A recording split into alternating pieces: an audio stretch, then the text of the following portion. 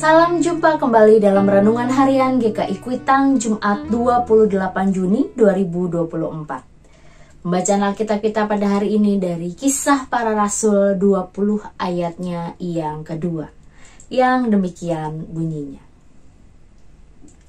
Ia menjelajahi daerah itu dan dengan banyak nasihat menguatkan hati saudara-saudara di situ. Lalu tibalah ia di tanah Yunani. Shalom, jemaat yang terkasih di dalam Tuhan Yesus Kristus. Kiranya Bapak, Ibu, Saudara dalam keadaan yang baik dan juga sukacita. Jemaat yang terkasih, sebelum bertobat, Chang Sen adalah seorang pencuri, penjudi, dan seorang hidung belang. Ia pernah dipukuli sampai buta. Para tetangga menganggapnya sebagai hukuman dari para dewa. Pada suatu hari, ia pergi ke sebuah rumah sakit misionaris untuk menyembuhkan matanya. Lalu menerima Injil dengan sukacita.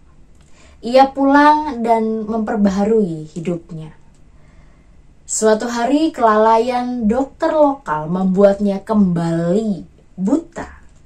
Tetapi dalam kebutaannya, ia berkeliling dari desa ke desa untuk memberitakan Injil.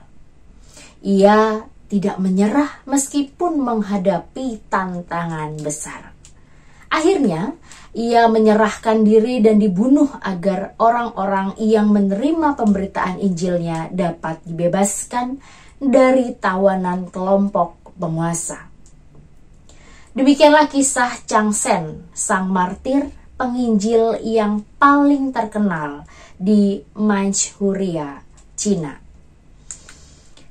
Jemaat yang Tuhan kasihi, sama halnya dengan Rasul Paulus. Setelah ia bertobat dan memberitakan Injil, tekanan yang dialami Rasul Paulus semakin berat. Ia mengalami penganiayaan sekaligus ancaman kematian dari waktu ke waktu. Paulus harus mengubah rute perjalanannya karena ia sedang dikejar orang-orang Yahudi yang hendak membunuhnya. Tetapi ancaman dan derita tidak membuatnya gentar. Ia memilih jalan lain lalu bertemu dengan jemaat-jemaat yang pernah didirikannya. Di sanalah ia berjumpa dengan banyak pengikut Kristus yang juga menderita dan teraniaya. Ia menguatkan hati saudara-saudaranya agar tetap teguh dalam iman meskipun ia sendiri menderita. Secara lahiriah, Rasul Paulus tampak lemah, tampak hina. Tetapi kehadiran teman-teman yang menyertai perjalanannya menopang dan menunjukkan bahwa kehadirannya berharga.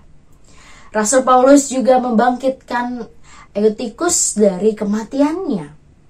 Peristiwa itu semakin meneguhkan kerasulan Paulus dan penyertaan Tuhan atas dirinya.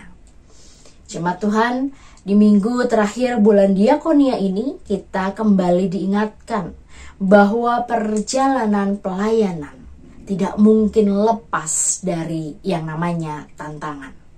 Gereja dan umat yang turut serta dalam pelayanan akan selalu berhadapan dengan yang namanya tekanan pelayanan, tentu dari berbagai macam sisi.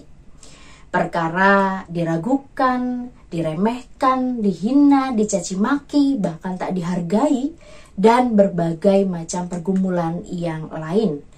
Justru mestinya menjadi tantangan yang meneguhkan. Dalam kerapuhan, tangan Tuhan menopang. Di batas kelemahan kita, Tuhan meneguhkan perutusannya. Seperti Rasul Paulus, diberinya kuasa untuk membangkitkan orang mati. Demikian Tuhan menyatakan kuasanya melampaui batas-batas kemampuan setiap kita. Kiranya kuasa dan penyertaan Tuhan di tengah tantangan semakin meneguhkan setiap kita untuk melayani dan menjadi berkat bagi sesama.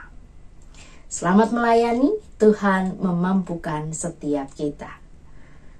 Mari Bapak Ibu Saudara, kita berdoa. Ya Tuhan, dalam setiap kerapuhan dan kelemahan kami, pakailah kami untuk Tuhan, pakai untuk menjadi berkat bagi banyak orang melalui pelayanan-pelayanan kami. Dan meskipun kami menghadapi berbagai macam tantangan dalam pelayanan kami, biarlah kami semakin teguh dan semakin merasakan kuasa Tuhan dalam tiap-tiap pelayanan yang kami berikan. Mampukan kami ya Tuhan, sebagai anak-anak-Mu yang rapuh dan lemah. Dalam nama Tuhan Yesus Kristus kami telah berdoa dan memohon. Amin.